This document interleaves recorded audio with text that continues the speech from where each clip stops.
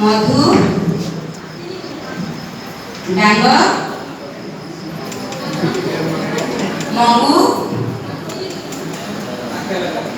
गुलिया गोटाड़ी वंदना कार्यक्रम जोग देना पुणी कालांश गड़गलानी एपर्तंत आसुना कौन करते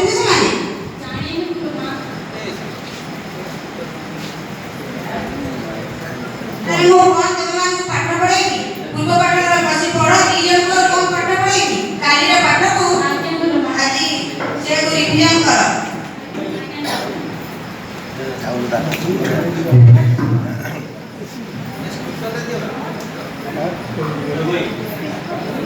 शेड्यूल कहले हो जांच कर मिसी पारिबनी साल होबो बाकी रहला तो मिसी न मिसी तो कथा हो चलो अरे जाओ जे डाकिली रे जाऊ ना ऐसे डाकिली रे गुनु आज स्कूल की पढ़ाई नहीं हो ऐसा कैसे की समय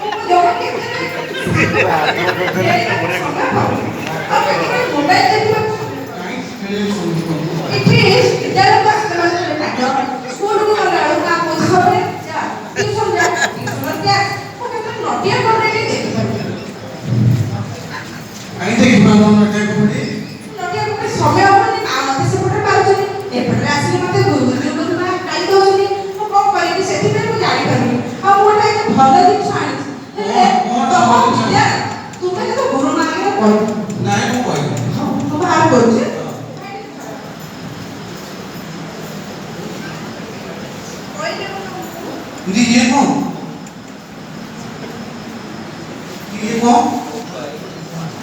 मोबाइल मोबाइल स्कूल मोबाइल समय दौना केतबे खेली पारुनी नटिया कंपनी को देखि पारु सेति पई को स्कूल काढी गाइस गुरुमा मारिबे तू जमा मोबाइल दे दिए मोबाइल खोल दे गुरुमा मारिबे नहीं टिके ओटे काम कर भाई तुम बोर्ड के पत्ते के देखा मोबाइल देखी पासवर्ड के खोली रे मो मुने में पासवर्ड अछि वो देखी थी तो बापा वो मां को वो देखी पासवर्ड खोला अरे नहीं रे मां बोले नंबर जानि दो बोली पापा से पे नु चेकरी करंती नहीं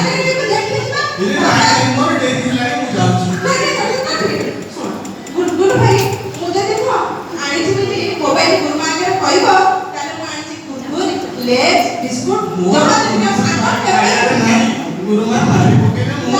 जाउछु गुरुमा मारि पके गुरुए तू नटा छे छातो एला छे तो साला सब कुछ सब जमा छातो मोटा इतना पाला भी ना था ताके का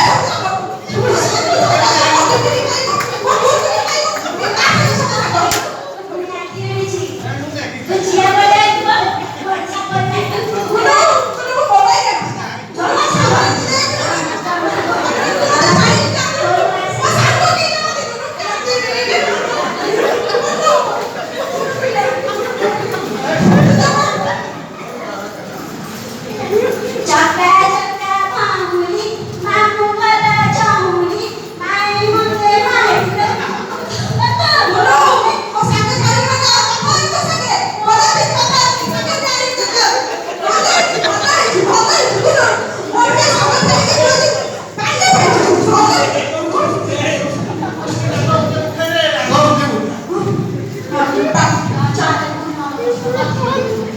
मारे रे में पट मारि पके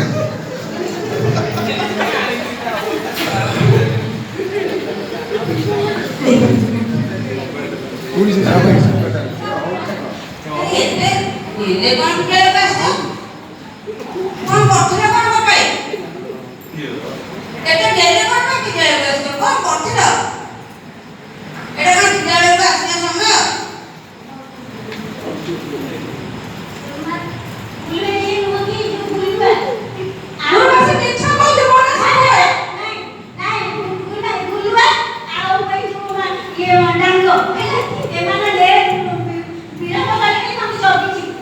ନା ଘରେ ଟାଙ୍କା ଉଠେଇକି ନାଇଁ ରାଜା ତମେ କଣ କରୁଛ ତମେ କଣ ମୁଁ ଗୁରୁଆ ଭାଇ ପାଇଁ ଅପେକ୍ଷା କଲି ସେଥିପାଇଁ ଡେରି ନାଇଁ ହେଲା। କଥା କାଇଁ କରୁଛ ଅପେକ୍ଷା କରୁଥିଲି କାରଣ ଗୁରୁଆ ଆସିବ ମା ଟିଫିନ କରିବ। ନାଇଁ ଆଗ ଦୁନିଆ ବାହାରେ ତମେ ମୋ ବାପା ନୁହଁ କି ମତେ ଛାଡ଼ିକି ପଳେଇଲା ଏ ଗୁଲୁଆ ଆଉ ଦିଜଣକୁ ମିଶିକି ଆମେ ଲଗେଇଥିଲି। ଆରେ ରାଜା କଣ ପାଇଁ ଏତେ ଡେରି ହେଲା ଡାଙ୍ଗ ବେଶୀ ଖାଲି ହଉଛି ଡାଙ୍ଗ ବେଶୀ ଖାଲି ଆଉ ଗୁଲୁଆ ବି ବେଶୀ ଖାଲି ହଉଛି। ବୁଲିଆ କଣ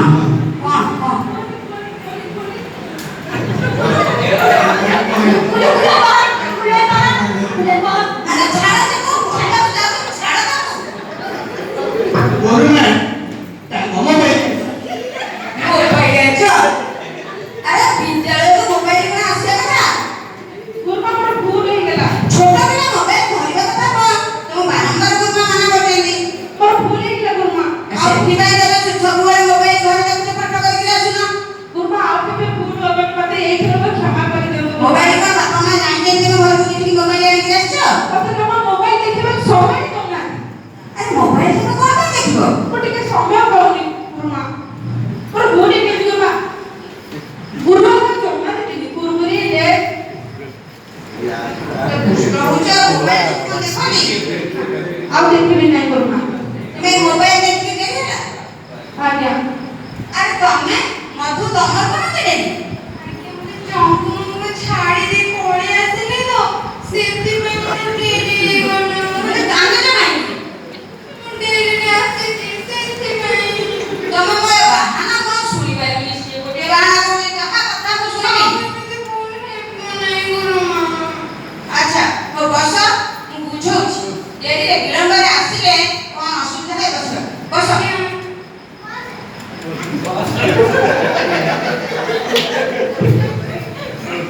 ଆମର ବିଦ୍ୟାଳୟକୁ ଆସିବା ପାଇଁ ଗୋଟେ ନିର୍ଦ୍ଧାରିତ ସମୟ ଥାଏ ଆରେ ଶୁଣିବା ଗୁରୁମା ଉପରେ ରାଗ ଥିଲା ରାଗ ଟିକେ ଶୁଝିଦେଲି। ଶୁଣିବା ମୁଁ ବୁଝଉଛି ବିଳମ୍ବରେ ଆସିଲେ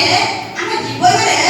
ସମୟର କଣ ଆବଶ୍ୟକତା ରହିଛି ଆଉ ବିଳମ୍ବରେ ଯଦି ଆମେ ସବୁବେଳେ ବିଳମ୍ବରେ ଆସିବା ଆମର କଣ ଅସୁବିଧା ହବ ମୁଁ ବୁଝଉଛି ତମେ ଛୋଟ ପିଲା ଜାଣିପାରୁନ ସମୟର ଜ୍ଞାନ ତମକୁ ଜଣା ନାହିଁ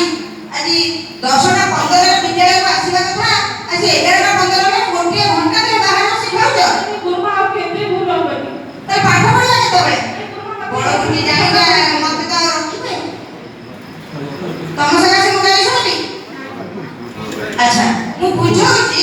ଆମ ଜୀବନରେ ସମୟର କଣ ଉପାଦେୟତା ଅଛି ସମୟାନୁବର୍ତ୍ତିତା ହେଲେ ଆମେ କଣ କରିପାରିବା ଆଉ ସମୟାନୁବର୍ତ୍ତିତା ନହେଲେ ଆମର କଣ କ୍ଷତି ହବ ମୁଁ ବୁଝଉଛି ମନ ଦେଇ ଶୁଣିବା ଆଉ ଦୁଷ୍ଟାମି କରିବାନି ଆଚ୍ଛା ମୁଁ ବୁଝଉଛି ଯଦି ଆମେ ବର୍ଷକର ସମୟର ମୂଲ୍ୟ ଜାଣିବାକୁ ଚାହିଁବା ତାହେଲେ ତାଠାରୁ ବୁଝିବା ଯେ ଦେଖିବା କହିଲି ଦୁଷ୍ଟ ବୋଲି ମୁଁ କହୁଛି ବୁଝିବା ଦୁଷ୍ଟ କୁକୁର ପଛରେ ଖାଇବ ଟିଫିନ ସମୟରେ ଖାଇବ ରଖ ସେମିତି ହୁଏନି ତାଠାରୁ ବୁଝିବା ଗୋଟେ ବର୍ଷକର ସମୟର ମୂଲ୍ୟ ତାଠାରୁ ବୁଝିବା ଯେ ଗୋଟିଏ ଅସୁସ୍ଥତା ଥିବା ଗୋଟେ ମେଧାବୀ ଛାତ୍ର ଯେ ବାର୍ଷିକ ପରୀକ୍ଷା ଦେଇପାରେ ନାହିଁ ଅସୁସ୍ଥତା ଥିବାରୁ ସେ କହିପାରିବେ ଗୋଟିଏ ବର୍ଷକର ସମୟର ମୂଲ୍ୟର ଯନ୍ତ୍ରଣା କ'ଣ ଯଦି ସମୟକୁ କେତେ ହାରି ଦେଇଛି ଯଦି ଗୋଟିଏ ସପ୍ତାହର ମୂଲ୍ୟ ସମୟର ମୂଲ୍ୟକୁ ଆମେ ଜାଣିବା ତାହେଲେ ଗୋଟିଏ ସାମ୍ବାଦିକକୁ ପଚାରିବା ଯଦି ଗୋଟିଏ ଦିନର ସମୟର ମୂଲ୍ୟକୁ ବୁଝିବା ତାହେଲେ ଗୋଟିଏ ଦିନ ମଜୁରିଆକୁ ପଚାରିବା ଯଦି ଗୋଟିଏ ମିନିଟର ସମୟର ମୂଲ୍ୟକୁ ବୁଝିବା ତାହେଲେ ପଚାରିବା କାହାକୁ ନା ଷ୍ଟେସନରେ ଗୋଟିଏ ଟ୍ରେନ୍ ଫେରିଥିବା ଗୋଟିଏ ଯାତ୍ରୀଙ୍କୁ ଯଦି ଗୋଟିଏ ସେକେଣ୍ଡର ମୂଲ୍ୟ ବୁଝିବା ସମୟର ମୂଲ୍ୟ ବୁଝିବା ତାହେଲେ ଗୋଟିଏ ବଡ଼ ଦୁର୍ଘଟଣାରୁ ଅଳ୍ପକେ ରକ୍ଷା କରିଥିବା ଗୋଟିଏ ବ୍ୟକ୍ତିକୁ ଯଦି ଗୋଟିଏ ମୁହୂର୍ତ୍ତର ସମୟର ମୂଲ୍ୟ ବୁଝିବା ତାହେଲେ ଆମେ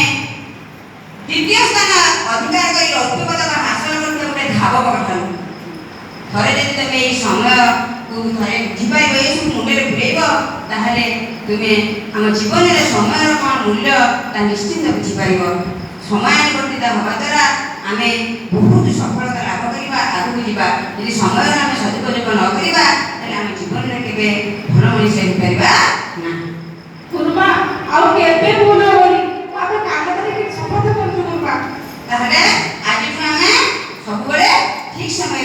ସମସ୍ତେ ବିଦ୍ୟାଳୟର ନିର୍ଦ୍ଧାରିତ ସମୟ ଭିତରେ ଆସିବା, ନହେଲେ ବଡ଼ ଗୁରୁଜୀ ଆମକୁ ଦଣ୍ଡିତ କରିବେ ନା ନାହିଁ? ଆଚ୍ଛା